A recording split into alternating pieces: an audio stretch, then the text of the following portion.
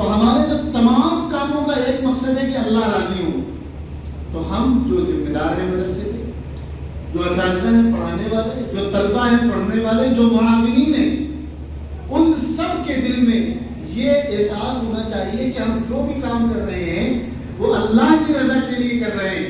اور جب ہم اللہ کی رضا کے لیے کوئی کام کر رہے ہیں تو ہمیں صلہ کس سے چاہیے؟ بندوں سے یا اللہ سے. اب جو بچے یہاں پڑھنے کے لیے آئے ہیں، آپ یہاں آئے ہیں اللہ کو راضی کرنے کے لیے. کیوں آئے ہیں؟ اللہ تعالیٰ کو خوش کرنے کے لیے.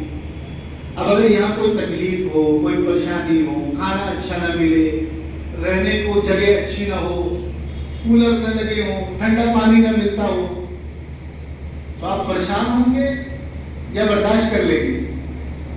کیا کریں گے؟ کیوں کریں گے؟ کیوں کریں گے؟ کیونکہ ہم اللہ کو خوش کرنے کے لیے یہاں مدرسے میں آئے ہیں. کیوں آئے؟ تو جب اللہ تعالیٰ کو خوش کرنے کے لیے آئے ہیں تو ہم یہ دیکھیں گے کہ اللہ تعالیٰ ہم سے خوش ہو رہے ہیں کہ نہیں ہو رہے ہیں. اللہ تعالیٰ خوش ہو رہے ہیں، پھر کھانا اچھا ملے نہ ملے، کپڑا اچھا ملے نہ ملے، پانی ٹھنڈا ملے نہ ملے، کولر ملے نہ ملے، ہم اپنے مقصد میں کامیاب ہو رہے ہیں. اسی طرح جو پڑھانے والے وہ دیکھیں حالات کے ساتھ ضروریات صحیح ہیں، اور ہم جس لائن پہ لگے ہیں جو وظیفہ یا تنخواہ کہہ لیں، یہ ہمارے کام کا بدل نہیں ہے. خوب اچھی طریقے سے سمجھ لیجیے.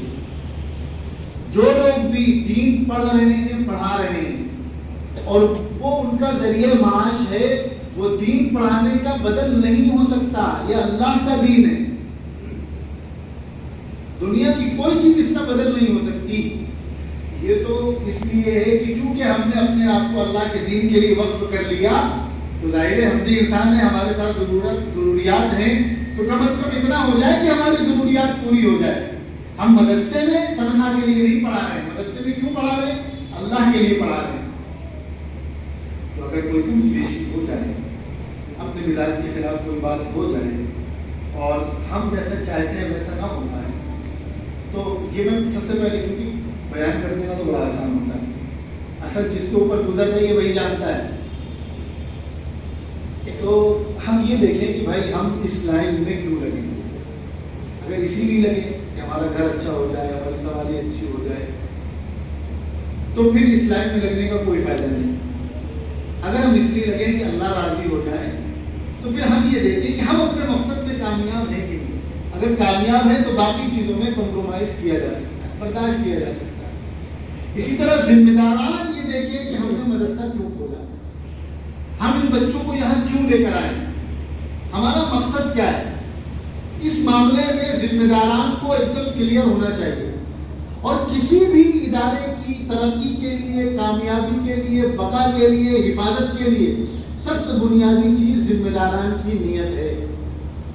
سب سے بنیادی چیز ذمہ داران کی نیت کہ ہم یہ مدرسہ کیوں چلا رہے ہیں. خوب اچھی طریقے سے یہ بات سمجھ لیجیے، یہ اللہ کا دین ہے. جن جگہوں پر اللہ کا دین پڑھایا جاتا ہے، دنیا کی کوئی طاقت ایسی نہیں ہے کہ اس کو نقصان پہنچا سکے. کوئی حکومت آئے، کوئی جائے، کوئی افسر آئے، کوئی ایم ایل اے آئے، کوئی پارشد آئے، ان دینی مدرسوں کو جہاں قرآن پڑھایا جا رہا ہے، کسی کو اللہ نے اتنی طاقت نہیں دی کہ وہ انہیں نقصان پہنچا سکے. ہوتا کیا ہے، ہماری نیتوں میں کمی ہو جاتی ہے، ہماری نیتیں پختہ نہیں ہوتی، جس کا نقصان اس شکل میں دیکھنا پڑتا ہے کہ اللہ دوسروں کو ذریعہ بنا دیتے ہیں ہماری تباہی کا، بربادی کا. ورنہ دنیا میں کسی کی یہ مجال نہیں کہ وہ ایسی جگہوں کو نقصان پہنچائے جہاں دین پڑھایا جا رہا ہو، جہاں اللہ کا قرآن پڑھایا جا رہا ہو. سب ذمہ داران اس معاملے میں کلیئر ہو کہ ہم نے مدرسہ کیوں کھولا ہے. اللہ کی رضا کے لیے کھولا ہے، بچوں کو دین پڑھانے کے لیے کھولا ہے. باقی چیزیں بھی اس کے ساتھ جڑی ہیں، لیکن ہمارا بنیادی مقصد بچوں کو دین سکھانا ہے تاکہ اللہ راضی ہو جائے. اگر اس مقصد میں کوئی کمی کوتاہی ہو رہی ہے تو ساری چیزیں بیکار ہیں. ہم کتنی اچھی عمارت بنا لیں، کتنے بھی اچھے انتظامات کر لیں، کچھ بھی کر لیں، کتنے بھی لوگوں کو جوڑ لیں، کتنا بھی پورے شہر میں ہمارے ادارے کا نام ہو جائے، اگر یہ چیز نہیں ہے تو سب کچھ بیکار ہے. اگر یہ چیز ہمیں حاصل ہو رہی ہے کہ ہماری نیت کلیئر ہے اور واقعی ہم بچوں کی بچے ہمارے پاس امانت ہے ہماری قوم کی، ان بچوں کو ان کے والدین نے پڑھنے کے لیے بھیجا ہے. اگر پڑھائی اچھی ہو رہی ہے تو پھر ہم کامیاب ہیں, پھر اس کے ساتھ دو چار چیزیں برداشت کی جا سکتی ہیں. لیکن اگر پڑھائی مضبوط نہیں ہے, اس میں ڈھیلا پن ہے اور نیتیں کمزور ہیں, تو پھر ساری چیزیں بیکار ہیں. تو کسی بھی ادارے کی بقا, ادارے کا تحفظ, یہ ذمہ داران کی نیت پر ہے. ایک بات اور, چونکہ ذمہ داران سے گفتگو ہو رہی ہے, ایک بات اور, مدرسہ کس چیز کا نام ہے؟ اگر ہم پوچھیں کہ مدرسہ کسے کہتے ہیں,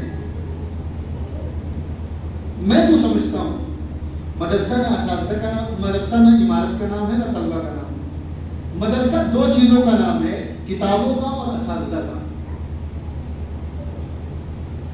اگر آپ نے کتابوں کا احترام کر لیا طلبہ نے, اور اساتذہ کا احترام کر لیا, تو انہیں علم آ جائے گا.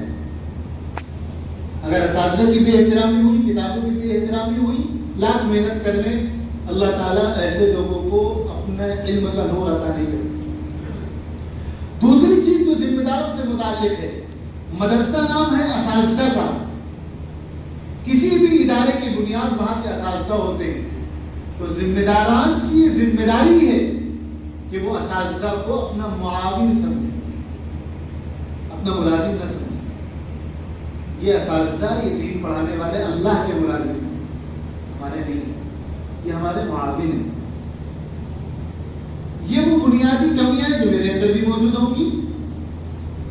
تو یہ ان کمیوں کو ہمیں, اگر اللہ نہ کرے ایسی کمی کہیں موجود ہو, اگر خدا نہ خواستہ یہ چیز ہے, تو ادارے کی تباہی, اس ادارے کو تباہی سے کوئی نہیں روک سکتا جس ادارے میں اساتذہ کو ملازم سمجھا جاتا ہو. اسی لیے مدرسوں میں دو اصطلاحات ہوتی ہیں, یہ اساتذہ ہے, یہ اسٹاف ہے. ہمارے مدرسے میں بھی الگ الگ اصطلاحیں استعمال ہوتی ہیں اور کیٹیگری الگ ہوتی ہے. اساتذہ کی کیٹیگری الگ ہے, بقیہ ملازمین کی الگ ہے. جو آ کر بچوں کو دین پڑھا رہا ہے وہ ہمارے ادارے کی بنیاد ہے. پھر یہ ذمہ داران کی ذمہ داری ہے کہ اس کی ضروریات کا اپنی استطاعت کے بقدر اس کی ضروریات کا خیال کرے, اس کے مزاج کا خیال کرے, اس کو سہولیات دینے کی کوشش کرے. لیکن ظاہر سی بات ہے, ہر آدمی کی استطاعت ہے. مدرسوں میں کوئی لاکھوں کروڑوں کا بجٹ فنڈ نہیں جمع ہوتا.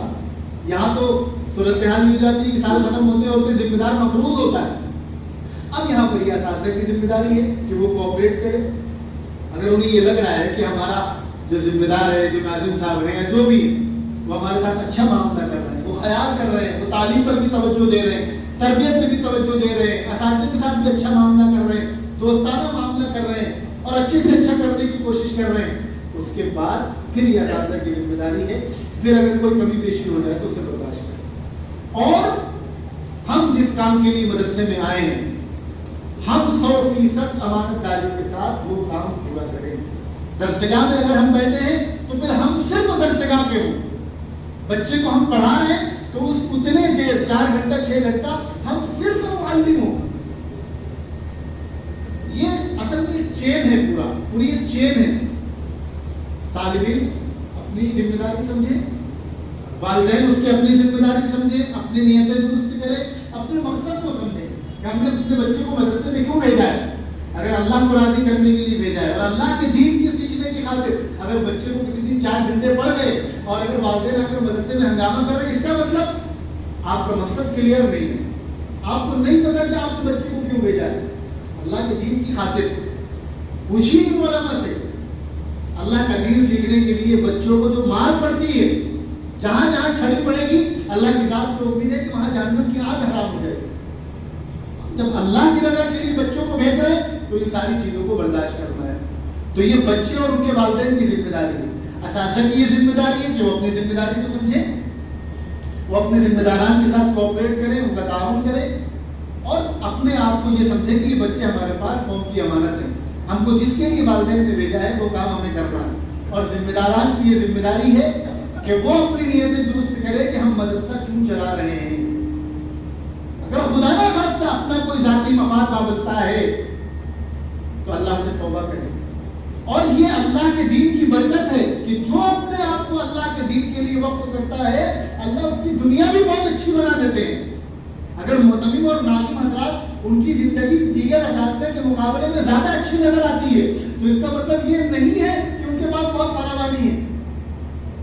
ایک بڑی تعداد وہ ہے جو ایمانداری کے ساتھ اپنا کام کر رہے ہیں، ٹینشن پالے ہوئے، مدرسے کی ذمہ داری اٹھا رہے ہیں، بچوں کے لیے اچھے سے اچھا کرنے کی کوشش کر رہے ہیں، اساتذہ کے لیے وقت پہ ان کو تنخواہ ملے، ان کی ضرورت پوری کرے، دوڑ بھاگ کر رہے ہیں، تو اللہ تعالیٰ نے ان کی زندگی میں ان کے مال میں برکت دے رکھی ہے۔ بڑی تعداد ان ذمہ داران کی بھی ہے۔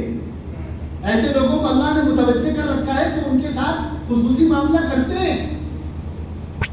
عام طور پہ یہ تبصرہ کرنے والے کرتے تھے کہ معتمدین کی زندگی دیکھو کتنی اچھی ہوتی ہے، جبکہ ایک استاد جو اپنے گھر میں کولر نہیں لگوا پا رہا اور معتمد صاحب کے گھر میں اے سی لگی، ہر جگہ بدگمان نہیں ہوا جاتا۔ ایسے لوگ ہیں جن سے غلطیاں ہو رہی ہوں گی، اس کا انکار نہیں ہے، لیکن ایسے لوگ کم ہیں۔ اکثر وہ ہیں جن کی نیتیں الحمدللہ صاف ہیں۔ تو ہماری نیت اپنے ذاتی مفاد نہ ہو، ہماری نیت تو اللہ کی رضا و دین کی خدمت ہو، قوم کے بچوں کی تربیت ہو، لیکن اس کی برکت سے اللہ تعالیٰ خود ہمیں وہ سب کچھ دے دیں گے جو ہمارے ذہن میں بھی کبھی نہیں آیا ہوگا۔ اور مدرسہ یہ اساتذہ اور کتابوں کا نام ہے۔ طلبہ اپنے اساتذہ کا احترام کرے۔ ہمارے یہاں مدرسے میں والد صاحب نے اول دن سے یہ کہہ رکھا تھا ساری غلطیاں معاف، لیکن اگر کوئی طالب علم کسی استاد سے بدتمیزی کر رہا ہے، آنکھ اٹھا کر دیکھ رہا ہے یا زبان درازی کر رہا ہے، تو پھر ایسے طلبہ کی مدرسے میں کوئی گنجائش ہی نہیں ہے۔ اگر ایسے طلبہ کے ساتھ ہم اس وجہ سے رعایت کا معاملہ کر رہے ہیں کہ ہم سختی کریں گے تو ہم کو زیادہ بچے نہیں ملیں گے، تو یہ بھی مدرسے کی تباہی کی بنیاد بنی ہوئی ہے۔ اساتذہ کے احترام میں کوئی کمپرومائز نہیں ہونا چاہیے کسی بھی طرح کا، اور کتابوں کا احترام ہونا چاہیے۔ اور ذمہ دار کو یہ سمجھنا چاہیے کہ ہمارا مدرسہ یہ اساتذہ کی وجہ سے چل رہا ہے، یہ ہمارے معاون ہے، یہ ہمارے ملازم نہیں ہے۔ اگر ملازم ہے تو اللہ کے ہیں، ہمارے نہیں، ہمارے تو معاون ہیں، تو انہیں ہمیں اپنے اساتذہ کے ساتھ ایک معاون کی طرح سے پیش آنا چاہیے۔ اور اسی کے ساتھ ساتھ معاونین کی یہ ذمہ داری ہے کہ وہ تعاون کر رہے ہیں تو اللہ کے لیے کر رہے ہیں، معتمد صاحب کے لیے نہیں کر رہے ہیں۔ آپ کو بھی معتمد صاحب سے یہ مطالبہ نہیں ہونا چاہیے کہ ہم نے قرآن خوانی میں بچوں کو بلایا تھا، آپ نے بھیجا نہیں، آپ ہماری شادی میں نہیں آئے، آپ نے یہ نہیں کروایا، وہ نہیں۔ بھائی تم تعاون کر رہے ہو تو اللہ کے لیے کر رہے ہو۔ کوئی یہاں ناظم صاحب اپنی گھر گرہستی بنانے کے لیے تم سے پیسے نہیں لے رہے ہیں۔ اگر اللہ کے لیے کر رہے ہو تو کرو، ورنہ تعاون کرنا بند کر دو۔ مدرسوں کو ایسے تعاون کی ضرورت نہیں ہے۔ مجھے یاد کیا سنا ہے میں نے واقعہ کہ کانپور میں کچھ لوگوں نے کسی مدرسے کے ذمہ دار سے ناراض ہو کر کہہ دیا تھا کہ ہم چندہ نہیں دیں گے۔ طالب علم قاری سید صدیق احمد صاحب گانوی رحمۃ اللہ علیہ کانپور تشریف لائے کسی پروگرام میں، اور انتہائی جلال میں حضرت نے فرمایا کہ تم چندہ بند کر کے تو دیکھو اللہ مدرسے کیسے چلاتے ہیں، تم ایک بار بند تو کرو مدرسوں کا چندہ۔ تو ذمہ داران کو بھی اتنا بے نیاز ہونا چاہیے کہ اللہ کے واسطے چندہ دے رہے ہو تو دو، ورنہ ہمیں کوئی ضرورت نہیں۔ اور معاونین کے اندر یہ جذبہ احساس ہونا چاہیے کہ ہم اگر ادارے کا تعاون کر رہے ہیں تو دین کے لیے کر رہے ہیں، اللہ کے لیے کر رہے ہیں، ہم کوئی احسان نہیں کر رہے ہیں مدرسے کو چندہ دے کر۔ جتنا ہم کریں گے وہ انشاءاللہ ہمیں آخرت میں اس کا 10 گنا ملے گا۔ اور بہت ساری باتوں میں ایک آخری بات چندے کی آ گئی، تو یہ ذمہ داران کی ذمہ داری ہے کہ معاونین جس کام کے لیے تعاون کر رہے ہیں رقم انہی کاموں میں خرچ ہونی چاہیے۔ یا تو ہم معاونین کے سامنے کلیئر کریں کہ مدرسے کے علاوہ یہ ہمارے کام ہیں، فلاحی کام ہے، ملی کام ہے، دیگر جو بھی کام ہے، تاکہ وہ ان کی نیت ہو جائے بھائی ہم آپ کو پیسہ دے رہے ہیں تو آپ مدرسے کے ساتھ ان کاموں کی بھی خرچ کر سکتے ہیں۔ لیکن اگر ہم خالص مدرسے کے نام پر چندہ لا رہے ہیں تو پھر دیگر مصارف میں خرچ کرنے سے پہلے مفتیان کرام سے مسئلہ پوچھیں۔ بہت حساس مسئلہ ہے یہ، اللہ ہماری بھی حفاظت فرمائے اور سارے ذمہ داران کی حفاظت فرمائے۔ تو یہ کچھ ٹوٹی پھوٹی غیر مرتب گزارشات تھی جس کا مخاطب اول میں خود تھا۔ اللہ تعالیٰ مجھے بھی عمل کی توفیق دے، ہم سب کو بھی عمل کی توفیق دے۔ آج اس مدرسے میں انشاءاللہ تعلیم کا آغاز ہو رہا ہے۔ اللہ تعالیٰ اپنی بارگاہ میں طلبہ کو، اساتذہ کو، سب کو قبول فرمائے اور ہم سب کو اخلاص کے ساتھ دین کی خدمت کرنے کی، ہمارے نسلوں کو دین سے جڑنے اور دین کی خدمت کے لیے اللہ تعالیٰ قبول فرمائے، اور جس مقصد کے لیے ان بچوں کے گھر والوں نے یہاں بھیجا ہے انہیں ان مقصد پر پورا کرنے کی توفیق عطا فرمائے۔ تو آخر دعوانا